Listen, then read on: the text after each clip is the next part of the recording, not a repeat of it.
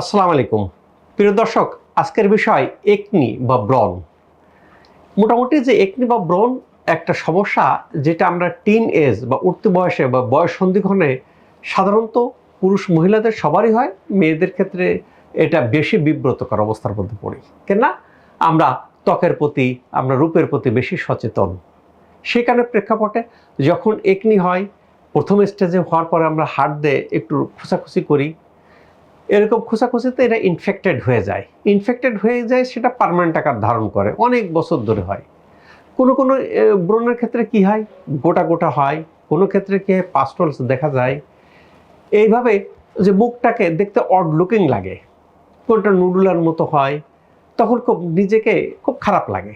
নিজেকে মনে হয় কি যে আমি যে একটা অনুষ্ঠানে যাব, অ্যাভয়েড করি। কেন? এই ব্রণের কারণে। আমরা এখানে যাই, সেখানে যাই।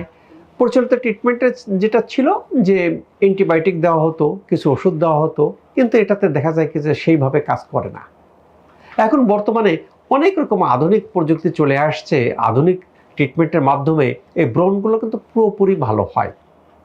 কেননা ব্রণ যে কারণে হয়, সেই কারণটাকে মূলে উৎপাটন করা হয়। সাধারণত আমাদের ত্বকের মধ্যে লোমকূপের গোড়াতে যখন বিভিন্ন ডেড সেল এবং ডার্টি পদার্থ জমা হয়ে ক্লগ হয়ে যায়, বন্ধ হয়ে যায়, ভিতরে ইনফ্লামেশন ঘটে ব্রণ হয়। তাহলে ইনফ্লামেশনটাকে যদি আমরা কন্ট্রোল করতে পারি, যেটা বন্ধ হয়ে গেছে সেটাকে যদি আমরা সরাই দিতে পারি, ভালো হয়। কাজেই ব্রণ, সেটা যদি ইনফেক্টেড থাকুক বা পাস্টল থাকুক বা স্বাভাবিক অবস্থায় থাকুক, যদি বিভিন্ন জায়গায় ট্রিটমেন্টে কাঙ্ক্ষিত ফলাফল না আসে, ওয়েলকাম টু শশী।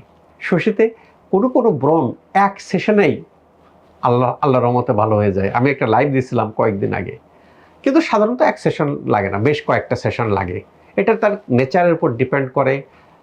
এরকম ব্রণ আমরা পাইছি যে 12টা-15টা সেশনও লাগছে। কাজে এটা ম্যান টু ম্যান ডিফার করে। যারা ব্রণ বা হয়ে যাওয়ার পরে যে দাগ নিয়ে, একনি স্ক্যান নিয়ে দুশ্চিন্তায় আসছেন, তাদের দুশ্চিন্তা দূর করার জন্য আপনাদের পাশে আছে শশী। আল্লাহ তাআলা আমাদের সবার ত্বককে ভালো রাখুক, এই প্রত্যাশায় আমি doctor S M Shahidul Islam.